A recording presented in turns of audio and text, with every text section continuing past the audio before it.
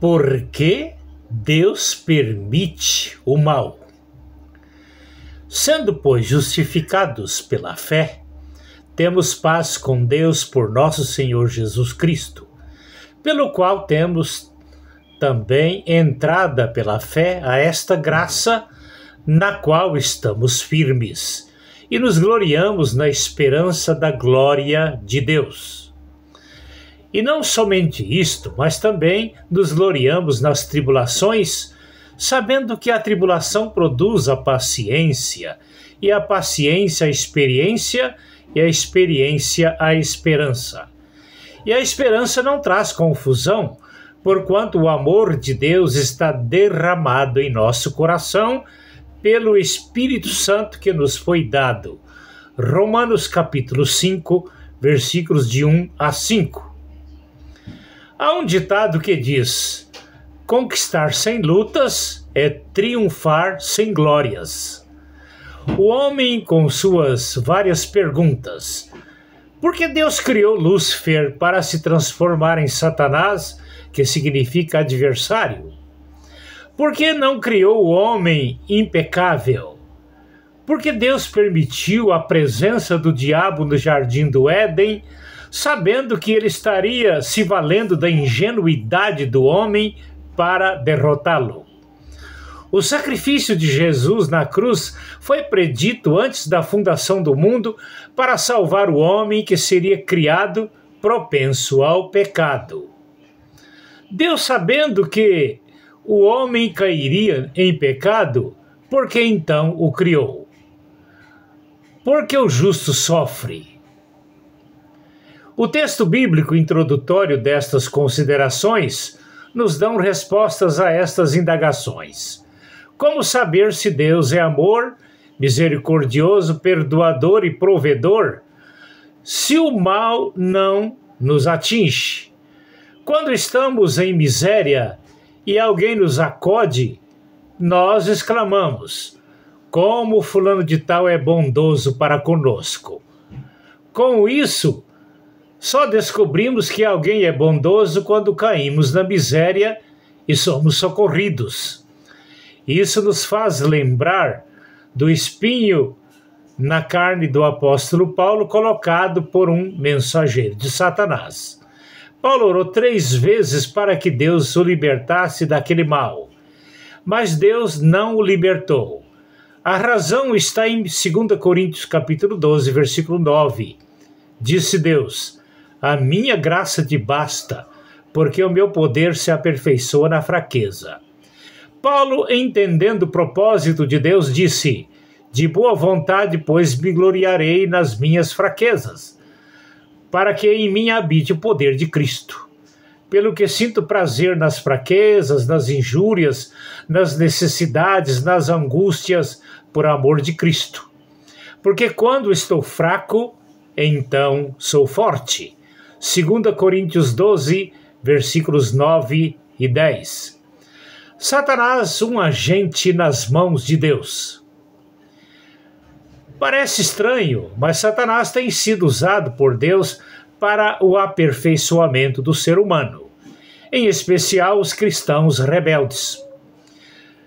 Seria incômodo para Deus alterar a sua natureza pacífica e amorosa para disciplinar gentes rebeldes. Por mais que o diabo seja cruel, ele vem sendo usado como chicote nas mãos de Deus. Quando o ser humano, mesmo conhecendo a verdade de Deus, mas continua cada vez mais rebelde, Deus temporariamente tira dele a sua proteção, deixando-o à mercê de Satanás para torturá-lo até que ele reconheça que precisa de Deus. Vamos a alguns exemplos bíblicos. Nabucodonosor foi usado como chicote nas mãos de Deus para disciplinar o povo de Israel. Não porque Nabucodonosor era bonzinho.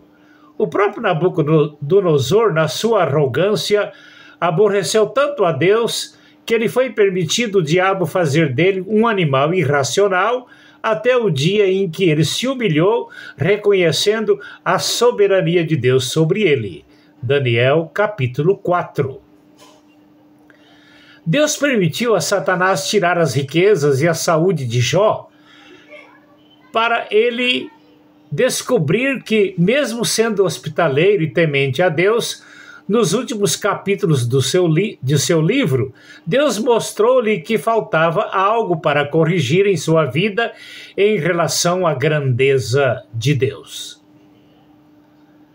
Os 3 jovens hebreus foram submetidos à fornalha ardente para mostrar a grandeza e os cuidados de Deus sobre os que aborrecem a idolatria. Daniel capítulo 3.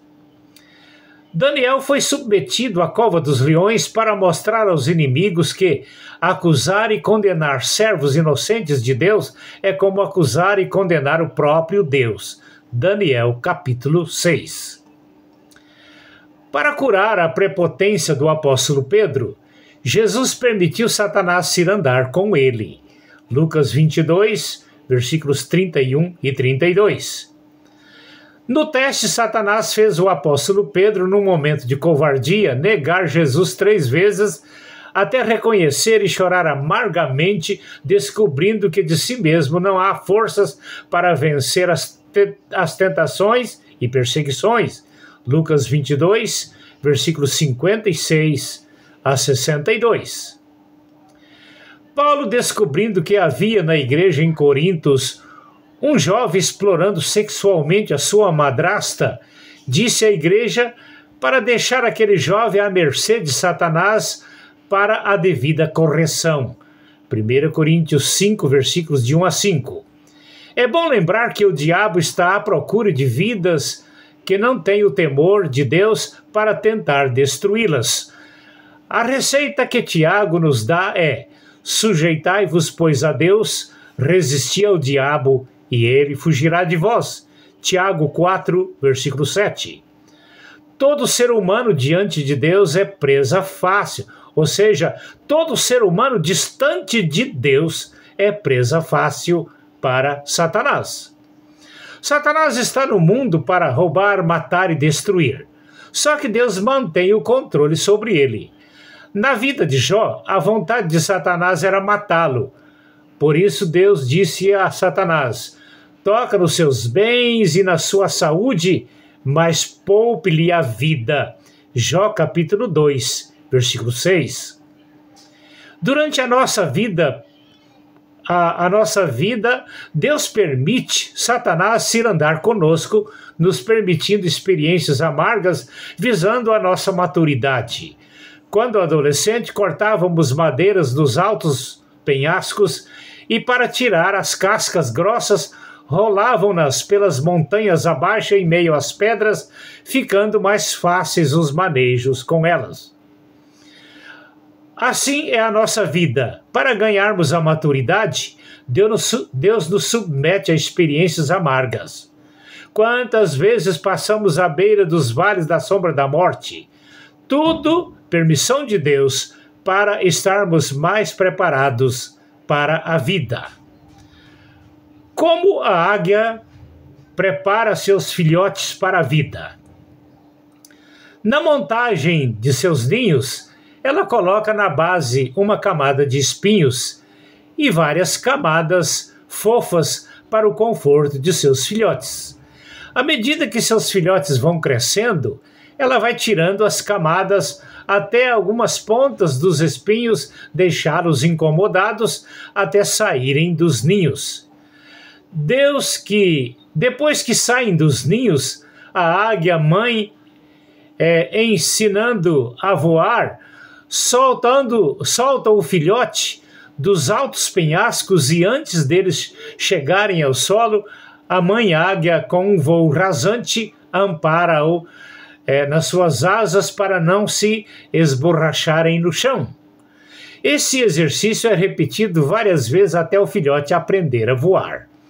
Depois é ensinado pela mãe águia a caçar até encontrar a sua própria independência.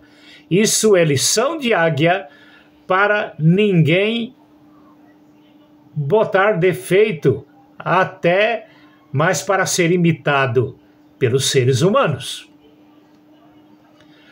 A tribulação produz a paciência. A paciência produz a experiência produz a esperança, e este é o nosso caminho em busca da maturidade que Deus estabelece para cada ser humano.